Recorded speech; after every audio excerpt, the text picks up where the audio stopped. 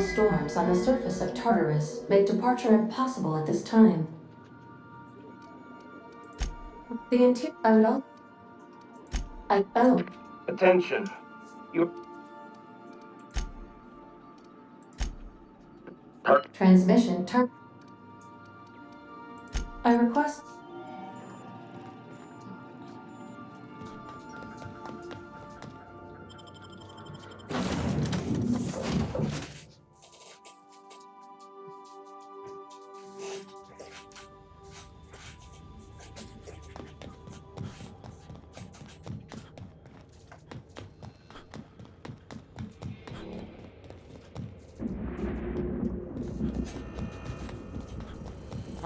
Here they come! Here we go! Woo! Nice work! Take him down!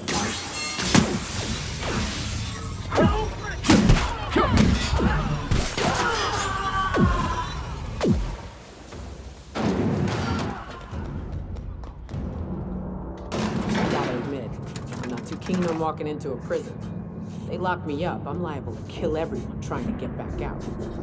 This might be the loneliest place in the whole system.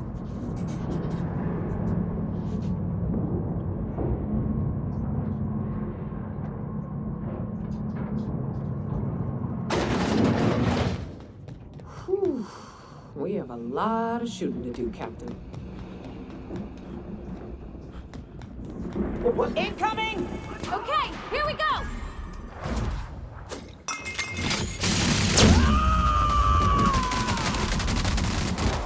To shreds, you say? What was that? Here I go! Ah! Ah!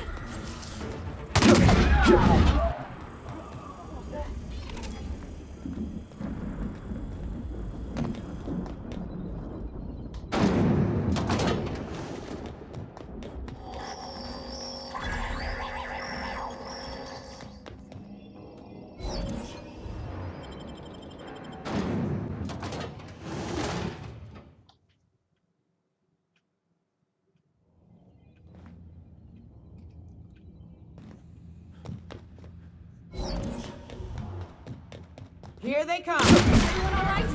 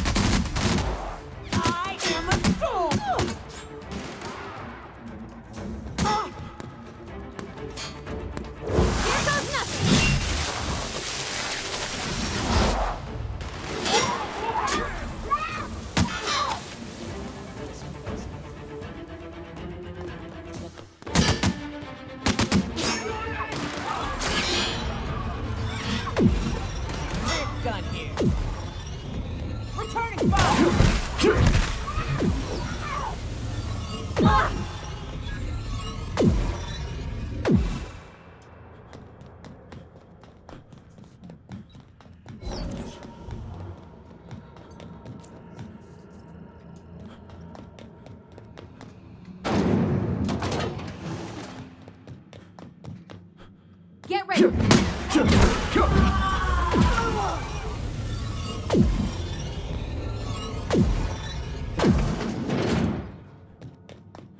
Here they come!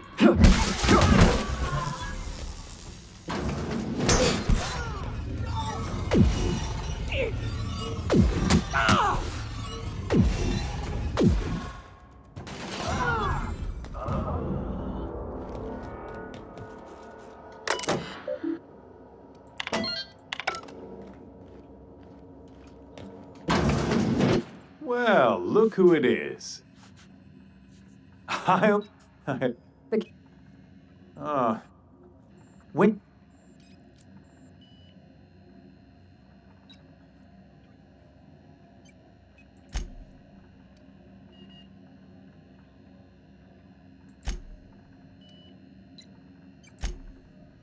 we're I'm making...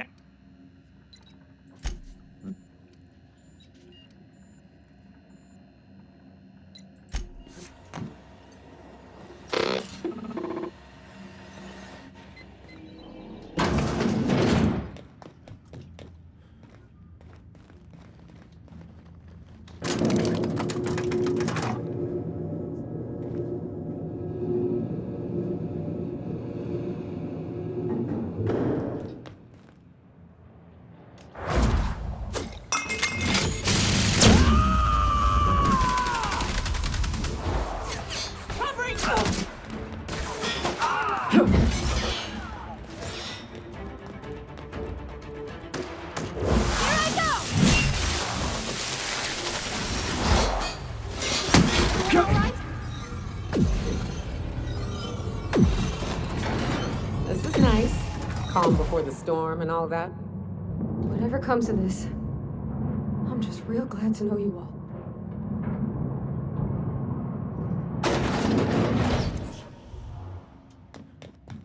Captain, you have an uncanny talent for complicating my life.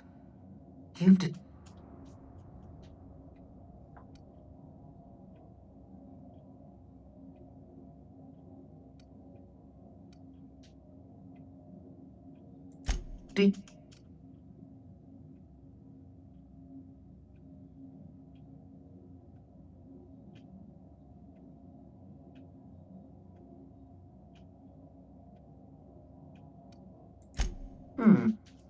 Oh. Fair enough.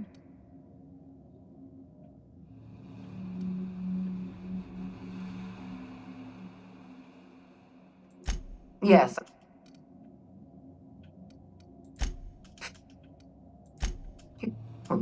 You... This...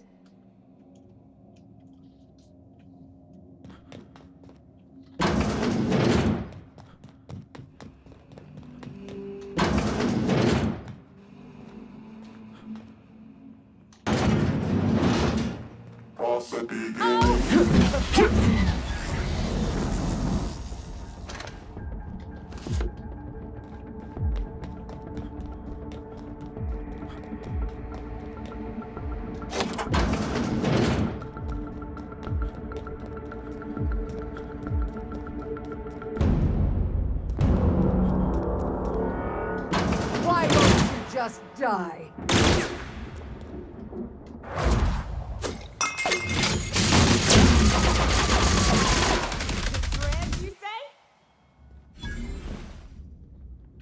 Get me out of here!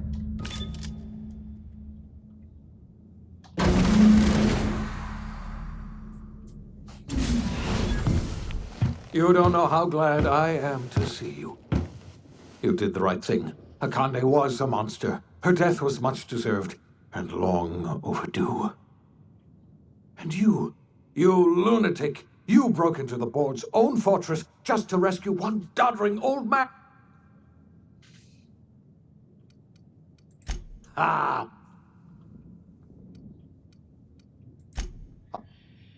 So it... You're... You mean?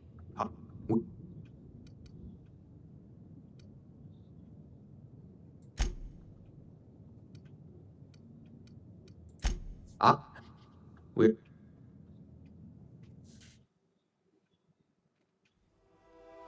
The OSI teaches that everything in the universe happens according to the grand plan. But the stranger that arrived in Halcyon was an unplanned variable. From the moment he landed in Emerald Vale, his actions altered the course of history. The events on Tartarus brought about the end of the board's authority. But the board's mistakes would haunt the colony for decades to come. The damage they left behind would require the work of a generation to repair. Dr. Phineas Wells began reviving a handful of the Hope's colonists. engineers, scientists, technicians, and intellectuals. They were among the brightest minds the Earth had ever sent out into the stars. The Hope scientists and engineers woke up in a colony descending headlong into total collapse. With no way to return to Earth, they had no choice but to band together and devote themselves to the cause of saving Halcyon. The people of Halcyon were nothing if not hardy. In the absence of the board's authority, many of the colony's settlements banded together with a single purpose in mind: survival. Life was especially hard in the years to come. Some towns dissolved by attrition and starvation, but most of them found a way to carry on. In the years to come, Halcyon was forced to reckon with its newfound freedom. The board was gone, and for better or worse, the colony was responsible for its own destiny. Left unchecked, the war on Monarch consumed both MSI and the Iconoclasts. And when the sulfur clouds settled, only stragglers from both factions remained. Some found their way to Sublight, some to Terra 2, and some lived their final years fighting for food in the wilderness. In the end, only the beasts remained. The collapse of Edgewater left its workers bereft of any purpose in life. Most of them made their way to Adelaide McDevitt's camp, hoping to ingratiate themselves into her favor. Adelaide accepted only a few to her community. The rest were turned away and likely died of starvation. Nevertheless, Adelaide's camp grew into a well-established town. Adelaide McDevitt refused to cooperate with the ongoing effort to save Halcyon from collapse. A sympathetic deserter stole a copy of her research and delivered it to the Hope's scientists. It is unclear how useful Adelaide's research was. An optimistic estimate suggests her work may have bought Halcyon another few years of survival. Adelaide would never know. She died that winter. Junlei Tennyson fought to protect the Groundbreakers' independence. While the board's influence faded, mechanical difficulties forced her to rely on parts that only corporations could provide. The cost was high, and time would tell if Junlei could balance the work with her aspirations for a better future. The rediscovery of the Hope and the abandonment of the lifetime employment program forced Byzantium to come to terms with some uncomfortable realities about the state of Halcyon. While Byzantines were reluctant to surrender the luxuries they'd grown accustomed to, the board's diminished authority gave them little choice in the matter.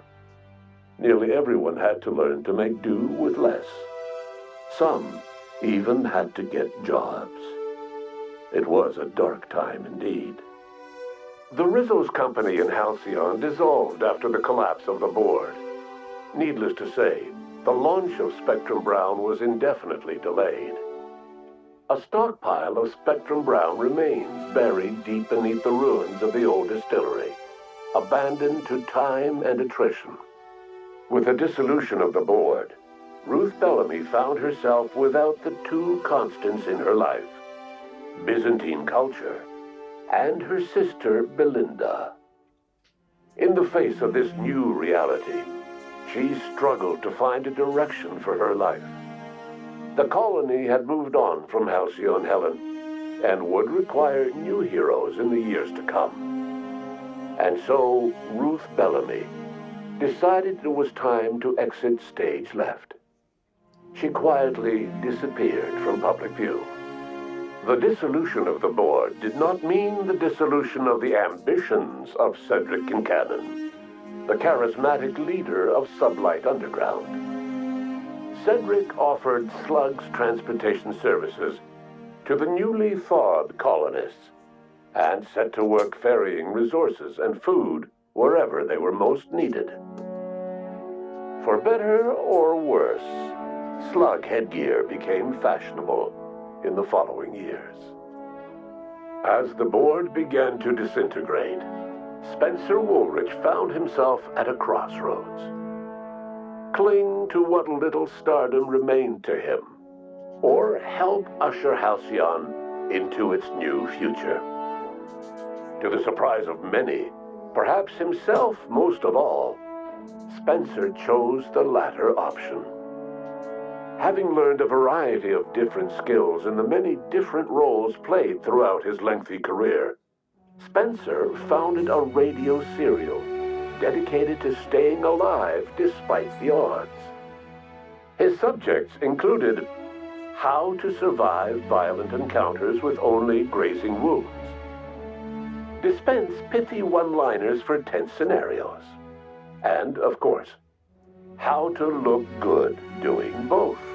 After a brief attempt at dating Helen as one person rather than two, which both Bertie and Helen found too strange, Bertie struck out on his own to try his hand at raising woolly cows. Many of his former Rangers teammates soon followed, accompanied by the woolly cow the team had originally plied with alcohol. The dairy farm thrived under Bertie's leadership and care. The Dairy Rangers privately believed that the woolly cows softened Bertie's temper considerably, although the only one brave enough to say this to his face was promptly headbutted. Due to the board's dissolution, many of the Prophet's old customers no longer found quite the same value in productivity seminars that they once had. With her business drying up, the Prophet chose to take her followers down a new path. Months later, salvagers on Eridanos found clues leading them to a seemingly abandoned bunker out in the wilderness. Inside, though he was, the life will never have.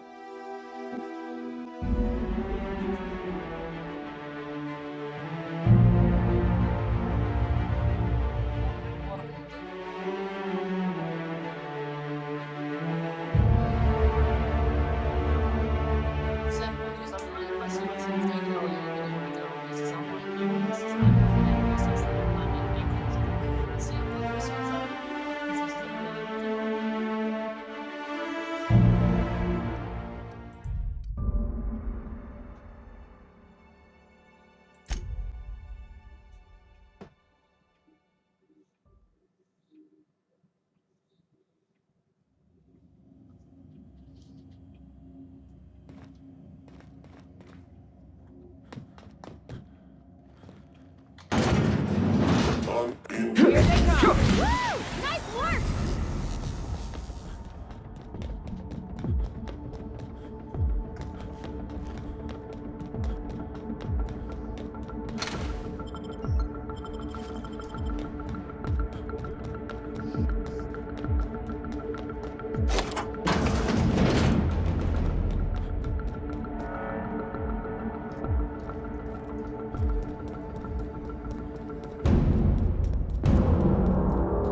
Why won't you just...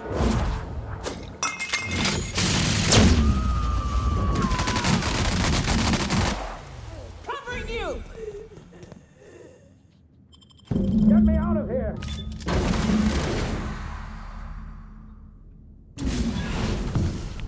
You don't know how glad I am to see you. You did.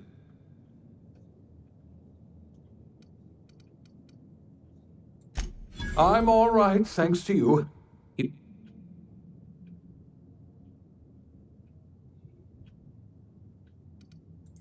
I would like nothing more. So we've got... You're... You mean I'm afraid so. We...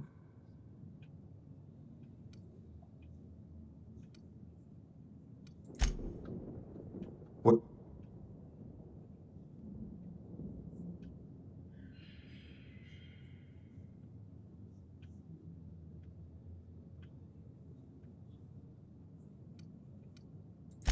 I...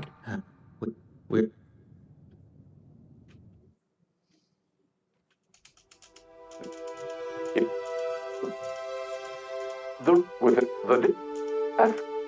Due to the weather as hot before, and though he was always Dr. Wells' life and no